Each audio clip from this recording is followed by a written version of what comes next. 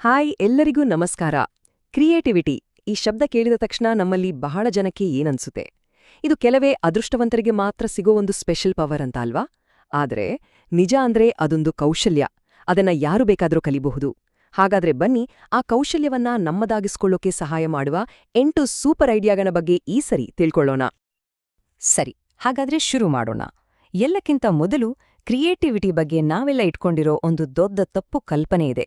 ಅದನ್ನ ಮೊದಲು ಸರಿ ಮಾಡ್ಕೋಬೇಕು. ಏನದು ಕಟ್ಟುಕತೆ? ನಿಜ ಅಲ್ವಾ? ಈ ಪ್ರಶ್ನೆ ನಮ್ಮಲ್ಲಿ ತುಂಬಾ ಜನಕ್ಕೆ ಬಂದಿರುತ್ತೆ.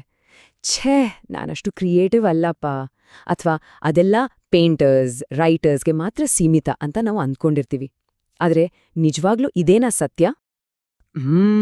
ನೋಡಿ, ಇದೇ ಆ ದೊಡ್ಡ ಮಿಸ್ಕನ್ಸೆಪ್ಷನ್. ಅಂದ್ರೆ ಕ್ರಿಯೇಟಿವಿಟಿ ಅನ್ನೋದು ಹುಟ್ಟಿದಾಗಲೇ ಬರುವ ಒಂದು ಗಿಫ್ಟ್. ಅದನ್ನ ಕಷ್ಟಪಟ್ಟು ಕಲಿಯೋಕ್ಕಾಗಲ್ಲ ಅನ್ನೋದು ನಮ್ಮಲ್ಲಿ ತುಂಬಾ ಜನ ನಂಬ್ತಾರೆ. ಆದ್ರೆ ನಾವು ಇವತ್ತು ನೋಡ್ತಿರೋ ಮೂಲ ವಿಷಯ ಇದೇ ನಂಬಿಕೆನೇ ಚಾಲೆಂಜ್ ಮಾಡುತ್ತೆ. ಹಾಗಾದ್ರೆ ಆ ತಪ್ಪು ಕಲ್ಪನೆಯನ್ನ ಪಕ್ಕಚ್ಚಿಟ್ಟು ಕ್ರಿಯೇಟಿವಿಟಿಯ ನಿಜವಾದ ಸ್ವರೂಪ ಏನು ಅಂತ ನೋಡೋಣ ಬನ್ನಿ. ನಿಜ ಹೇಳ್ಬೇಕಂದ್ರೆ ಇದೊಂದು ಯೂನಿವರ್ಸಲ್ ಹ್ಯೂಮನ್ ಸ್ಕಿಲ್. ನೋಡಿ, ಈ ಮಾತನ್ನ ಎಷ್ಟು ಪವರ್ಫುಲ್ ಆಗಿದೆಲ್ವಾ? ಇದರರ್ಥ ಯಾರೂ ಬೇಕಾದ್ರೂ ಕ್ರಿಯೇಟಿವ್ ಆಗಬಹುದು. ಕ್ರಿಯೇಟಿವಿಟಿ ಅನ್ನೋದು ನಮ್ಮೆಲ್ಲರಲ್ಲೂ ಇರುವ ಒಂದು ಸಹಜ ಶಕ್ತಿ. ಅದನ್ನ ಗುರುತಿಸಿ ಬೆಳೆಸಬೇಕಷ್ಟೇ. ನಮ್ಮ ಇವತ್ತಿನ ಇಡೀ ಚರ್ಚೆಯ ಫೋಕಸ್ ಪಾಯಿಂಟ್ ಕೂಡ ಇದೆ.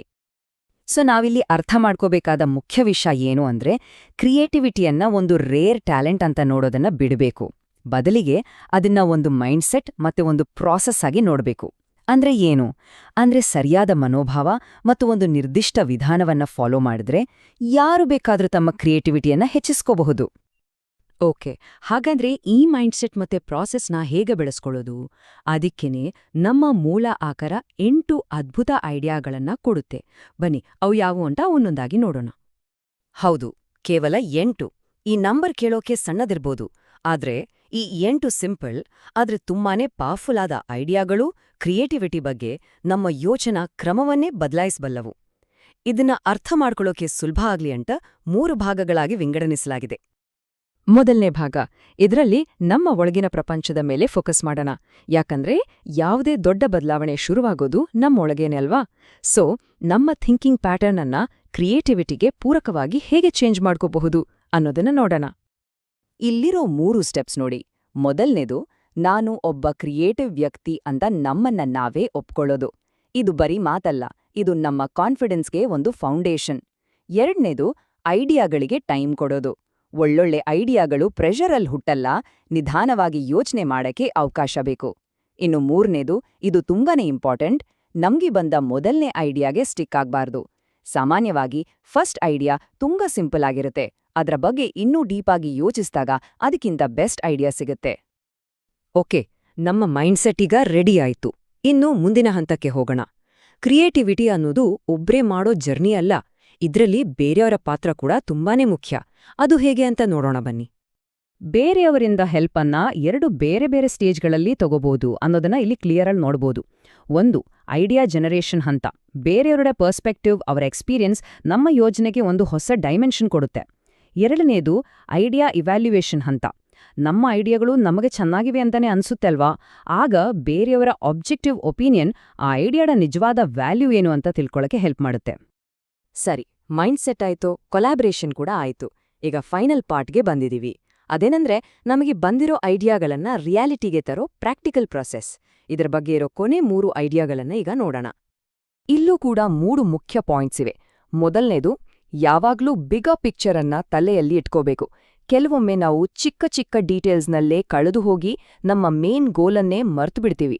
ಎರಡನೇದು, ಅನ್ಯೂಶುವಲ್ ಐಡಿಯಾಗಳನ್ನ ಹುಟ್ಟುಹಾಕೋದನ್ನ ಒಂದು ರೆಗ್ಯುಲರ್ ಪ್ರಾಕ್ಟೀಸ್ ಮಾಡ್ಕೋಬೇಕು.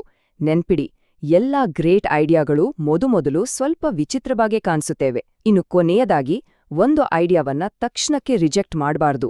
ಅದು ವರ್ಕ್ ಆಗಲ್ಲ ಅಂತ ಅನ್ಸಿದ್ರೂ ಒಂದ್ಸಾರಿ ಟ್ರೈ ಮಾಡಿ ನೋಡೋದ್ರಲ್ಲಿ ತಪ್ಪೇನಿಲ್ಲ. ಯಾಕಂದ್ರೆ ಕೆಲವೊಮ್ಮೆ ಫೇಲ್ ಆದ ಪ್ರಯತ್ನಗಳು ಕೂಡ ನಮ್ಗೆ ಹೊಸ ದಾರಿ ತೋರಿಸಬಹುದು.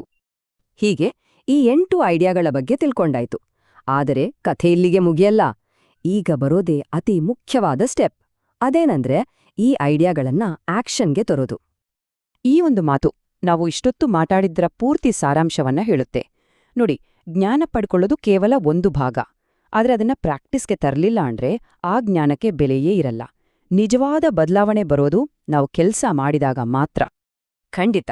ನಮ್ಮ ಅಸಲಿ ಗುರಿ ಈ ಐಡಿಯಾಗಳನ್ನ ಕೇವಲ ತಿಳ್ಕೊಳ್ಳೋದಲ್ಲ, ಬದಲಿಗೆ ಅವುಗಳನ್ನ ಬಳಸೋದು. ಇವುಗಳನ್ನ ನಮ್ಮ ಡೈಲಿ ಲೈಫ್ನಲ್ಲಿ, ನಮ್ಮ ಕೆಲ್ಸದಲ್ಲಿ ಒಂದು ಟೂಲ್ ತರ ಬಳಸ್ಕೊಂಡಾಗ ಮಾತ್ರ ನಮ್ಮ ಕ್ರಿಯೇಟಿವಿಟಿ ನಿಜವಾಗ್ಲೂ ಅರಳೋಕೆ ಸಾಧ್ಯ. ಹಾಗಾದ್ರೆ ಈ ಚರ್ಚೆಯ ಕೊನೆಯಲ್ಲಿ ಯೋಚನೆ ಮಾಡೋಕೊಂದು ಪ್ರಶ್ನೆ. ಈ 8 ಅದ್ಭುತ ಐಡಿಯಾಗಳಲ್ಲಿ ಎಲ್ಲಕ್ಕಿಂತ ಮೊದಲು ಟ್ರೈ ಮಾಡೋಕಿಷ್ಟವಾಗುವ ಆ ಒಂದು ಐಡಿಯಾ ಯಾವುದು? ಅದರ ಬಗ್ಗೆ ಯೋಚನೆ ಮಾಡಿ. ಮತ್ತೆ ಇವತ್ತಿಂದಲೇ ತಮ್ಮ ಸೃಜನಶೀಲತೆಯ ಜರ್ನಿಯನ್ನ ಶುರು ಮಾಡಿ.